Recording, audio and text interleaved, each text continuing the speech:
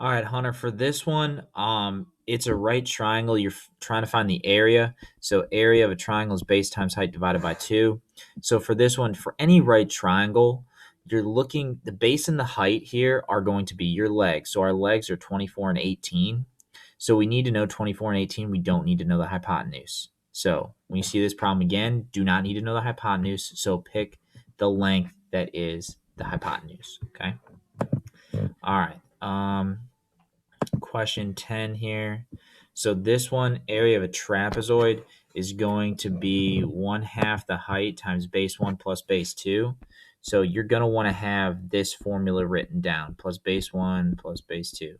So write this formula down with you and have it with you when you're taking your quiz. But for this, basically this object right here is a square. So all sides are going to be the same. So in saying that, that means that those sides 10 and 10. So our height here, 10 is going to be our height. The other 10 is going to be our base 1. And our base 2 is going to be 10 plus 5. Okay, that's going to be our base 2. So we plug that information into the formula here.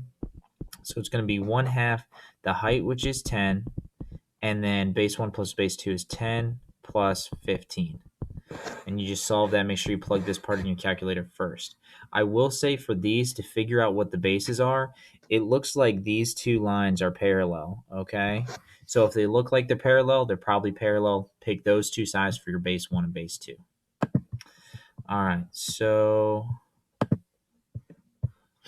question 11, this is just the x times pi r squared divided by 360. So your x here is 80 because that's your degree measure. So it's 80 times pi times your radius here is 9. So it's 9 squared divided by 360. So this is where you do 80 times 9 squared. And you're going to get 6,480 divided by 360. Leave the pi on the outside like we talked about before. When you simplify this fraction here, that is going to give you 18. Okay. Question 12. So for question 12, area of the circle, you're leaving it in terms of pi. For this, remember, area is pi times radius squared. The radius here is not 22. It's going to be 11. It's half of that. 22 is the diameter. So it's pi times 11 squared, which 11 squared is just going to be 121. And then we multiply by pi. Leave your answers in terms of pi. So make sure you're reading the part in blue to decide what form you're going to leave your answers in. All right, so 13, you have to find the parallelogram from its name. So we're looking for AD off. Just connect the dots. A to D to K to F. So it's that outer one. It's that outside one. Here, let's outline it in a different color here. So if we do a different color, just so you can see it a little bit better, A to D to K to F is that outer one. So all you have to do, area for a parallelogram is base times height. Well, your base is going to be this line down here, AD. Okay, so that's always going to be your base. So you count that. So it's 1, 2, 3, 4, 5, 6, 7, 8, 9, 10, 11. So it's going to be 11. So area equals 11 is your base. We're multiplied by the height. Your height is this line JC right here. Okay. So that's 1, 2, 3, 4. So it's 11 times 4. 11. I'm sorry, I miscounted. 11 times 3. That's my bad. 11 times 3.